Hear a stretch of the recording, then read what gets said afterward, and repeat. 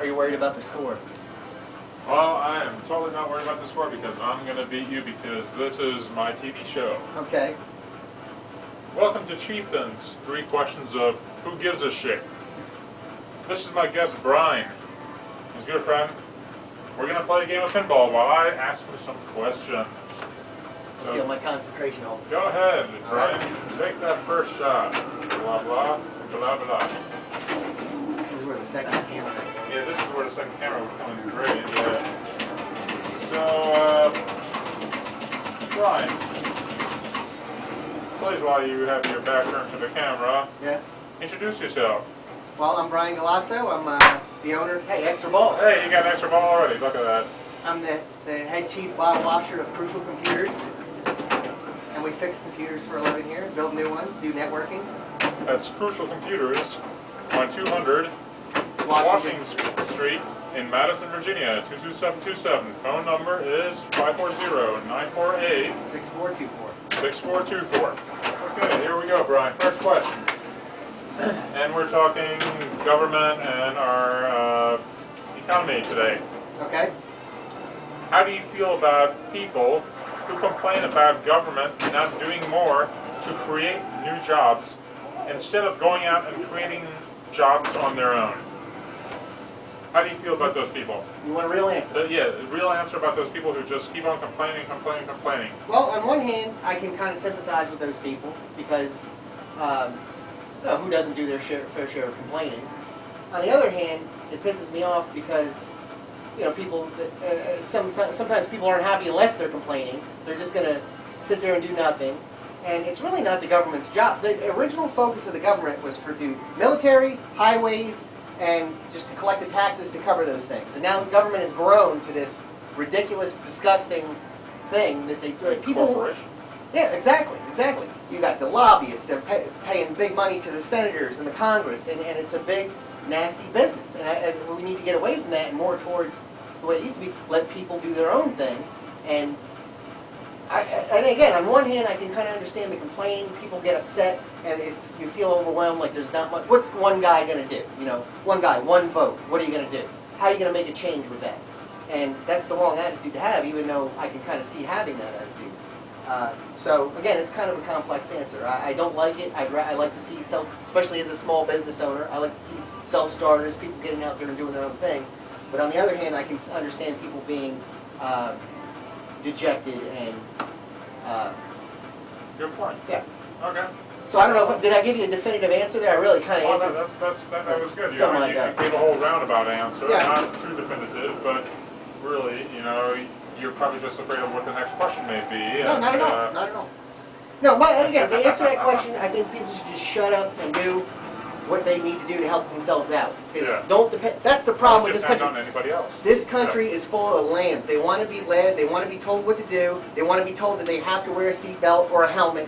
And that's our rights are slowly being taken away, and people they don't complain about that. They just oh, what's in it for me? What handouts can I get? Yeah. What can we do to make my job my day easier? And that's ridiculous. So there's my true answer. Okay. Great. Well, that puts us right to question number 2. Would you agree with me on the following? And this is a yes and no only. Just yes and no? No yes clarification? No clarification. Okay. Just yes or no. And if you don't have a yes or no answer, then say, please skip this question. No, I'm not skipping any questions. And I don't have a number for this, millions of people who are out of work would get off their asses and compete with I'm going to say Mexicans and other Latinos for day labor jobs, our economy would get a boost and there would be less jobs for illegal immigrants. Yes or no? I agree with you, yes. Okay. But may I clarify anyway? Because nothing pisses me off more than a lazy American. Now, I worked at a greenhouse for about 7 years with Mexicans. They gave me my work ethic. And like you said, if we would hire in temp Americans, they wouldn't last a day. They wouldn't last a day. They were so lazy, and if they did stay, we'd have to get rid of them because they were so lazy and didn't want to do anything. So I would say these Mexicans, they're not taking any jobs that these lazy Americans want. I always liked the Mexican work. I've never seen workers, they work so hard for so little money without complaining, which is completely opposite of the American work ethic. It's just horrible. The younger you get in these kids, the less they want to work. So yes, I agree with you. Which brings me to my second question that you probably already just answered. Okay. This second question actually had 3 parts to it. Oh, okay. Yeah, that's why I just I'm sorry. say yes or no, you know? I'm sorry, but So the next one would have been Americans, or at least city Americans, have become too lazy to do hard labor jobs. I agree, yes. Okay, there you go. And the third part would be the U.S. government should create an outsourcing tax forcing companies to hire Americans. No, don't agree. No, don't agree? Don't agree. No? It's not the Shouldn't government's be the business. government's business to do Not that? their business. Okay. If the government came to me as a company and forced me, or by you know, they put the gun to my head, but they make me put the bullet in by, you know, tax cuts or tax credits and stuff by forcing me. I don't want. That's not fair. That's not right, and it's not their business or their job. Yeah. And last question. And I'm going to check if my battery is run dead yet, because I don't see the light on, but last question would be, what would you do to take us out of this recession? Say you were a government official, even say president, or someone that could influence what government would do about everything that's going on right now. Okay. How would you start with that? I mean, well, it kind of goes against what I just said about. I'm sorry. Oh, of course it goes against what you just said about government not doing anything. But if I had to, if you had to, say, like you don't agree what government's doing right now. Right.